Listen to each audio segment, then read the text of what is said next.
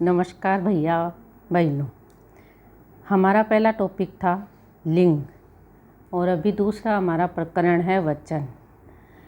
लिंग, वचन और धातु, लकार, क्रिया, कारक आदि के आधार पर हम लोग हिंदी से संस्कृत और संस्कृत से हिंदी अनुवाद करना सीखते हैं और ये एक सरल तरीका है। जब हमको लिंग का, वचन का, कारक का और विभक्तियों का ज्ञान हो जाएगा तो हमारी संस्कृत भाषा और अधिक सरल हो जाएगी।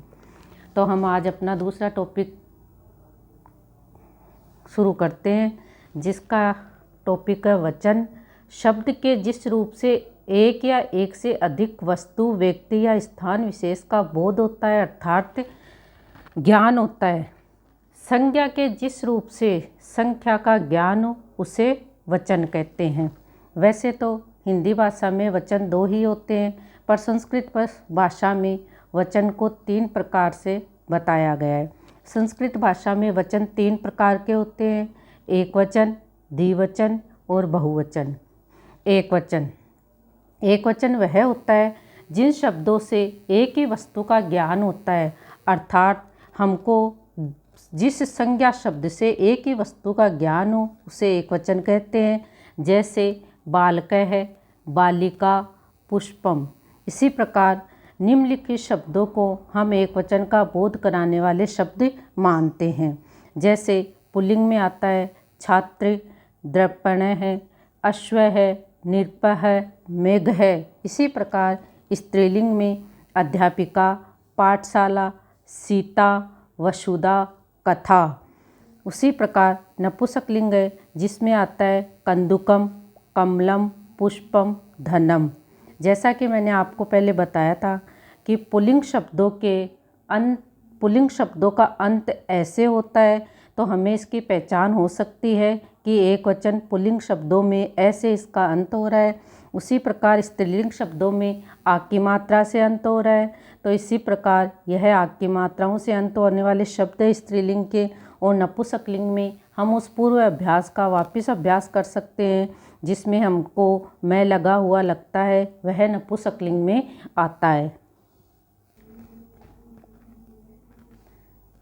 द्विवचन जिन शब्दों से 2 वस्तुओं का ज्ञान होता है, वस्तु हो, व्यक्ति हो, कोई भी चीज़, कोई भी सामग्री हो, उससे जिन वस्तुओं से 2 का ज्ञान होता है अर्थात जिनसे हमें पता लगता है कि ये 2 है, उन्हें द्विवचन कहते हैं। जैसे बालको हो, इसमें बालक द्विवचन में है तो ये 2 बालक हो जाएंगे। उसी प्रकार वानरो हो, ये वानर द्विवचन में है तो ये 2 हो जाएंगे। उसी प्रकार बालिके, ये भी 2 है तो ये द्विवचन में 2 हो जाएंगे। इसमें पुल्लिंग में होता है छात्रो, काको, पिको, शिष्यो, पत्रवाहको।